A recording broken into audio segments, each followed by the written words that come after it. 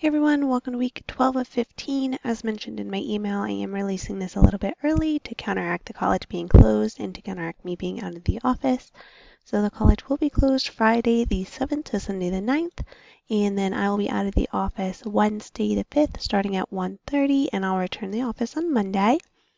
So after week 12, we are officially halfway through our last unit, which is Unit 4, Statistical Studies.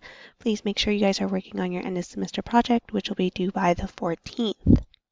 So this week you guys have 4 lessons, which will be 14A and B and 15A and B. There are 2 quizzes. And again, make sure you're working on this project and you're contacting me if you have any questions.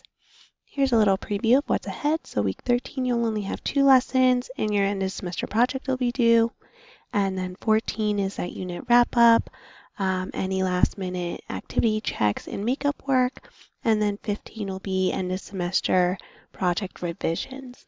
So if you have any questions, please make sure you're reaching out. Again, I'm trying to get this out to you guys a little bit early in case you have questions, because I most likely will not be checking my email over that weekend. But if it is an emergency, I'll try to get back to you as soon as possible. I hope you guys all have a great week.